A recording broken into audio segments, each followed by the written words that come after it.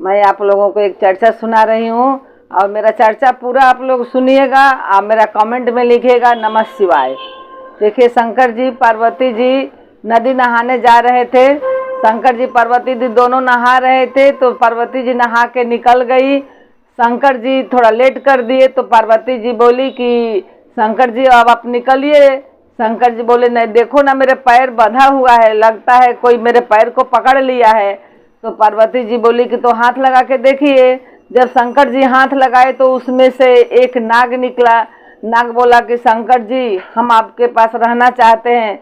पार्वती जी इतना आपको कष्ट करके जितना कष्ट की है आपको पाने के लिए उतना कष्ट मैं भी किया हूँ आपके साथ रहने के लिए, मेरे को अपने पास रखिए। तो शंकर जी बोले कि मैं कैसे तुमको अपने पास रख सकता हूँ, पार्वती जी तो डर जाएगी।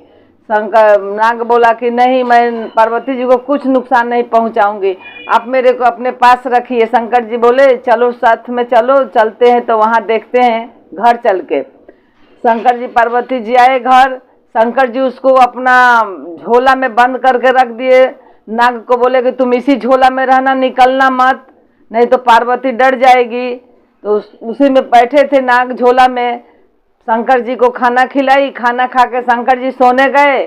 तो शंकर जी बोले कि पार्वती जी मेरा झोला मत छूना।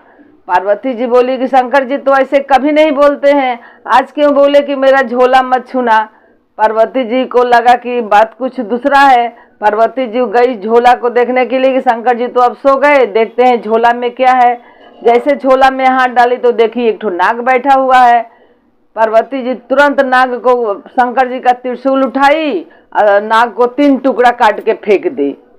अब 3 टुकड़ा फेंक दी तो एक टुकड़ा शंकर जी, एक टुकड़ा बेल का पेड़ हो गए और एक टुकड़ा आपका धतूरा का पेड़ हो गया, एक टुकड़ा आपका शंकर जी भांग पीते हैं भांग का पेड़ हो गया। तीनों अलग अलग हो गया पेड़। तो सुबह हुआ, शंकर जी सब समझ गए कि वो पार्वती जी तो नाग को मार दी है। तो शंकर जी पार्वती जी से बोले पार्वती जी मेरे को पूजा करो, सुबह हो गया, मेरे सो पूजा का टाइम हो गया, जाओ बेल पत्तर तोड़ के लाओ, मेरे को पूजा करो। पार्वती जी गई बेल के पास पत्ता तोड़ने के लिए। तो बेल का पत्ता बोलने लगा, गौरा लजो ना लागे तोहरा, शरमो ना लागे बेला पतिये तरैलू ना। पार्वती जी को गुस्सा आया कि काहे हमको बेल ऐसे बोल रहा है कि लाज नहीं लगा। पार्वती जी वहां से दौड़े दौड़े शंकर जी के पास आ गई। शंकर जी के पास आके बोली शंकर जी बेल का पत्ता हमको पत्ता तोड़ने से मना कर दिया है। तो शंकर जी बोले कि जाने दो, जाओ धतूरा का पत्ता तो फूल तोड़ के ले आओ, उसी से मेरे को पूजा कर दो। पार्वती जी दौड़ के गई धतूरा के पास। धतूरा के पास गई तो धतूरा वही बोला, गौरा लजो ना लागे तोहरा, शरमो ना लागे तू धतुरवे तरैलू ना। तो गौरा को बोली कि अरे बेल भी मना कर दिया, धतूरा भी मना कर दिया, अब मैं क्या करूं। फिर दौड़े शंकर जी के पास आई। शंकर जी से बोली कि धतूरा हमको मना कर दिया फूल तोड़ने से। तो शंकर जी बोले कि छोड़ो, जाने दो। बोली कि नहीं नहीं, जाने नहीं देंगे, दोनों को आपको सजा देना होगा। तो ठीक है, पहले हमको जाओ तुम भांग पिला दो, थोड़ा भांग लेके आओ पिला दो, तब हम देखते हैं।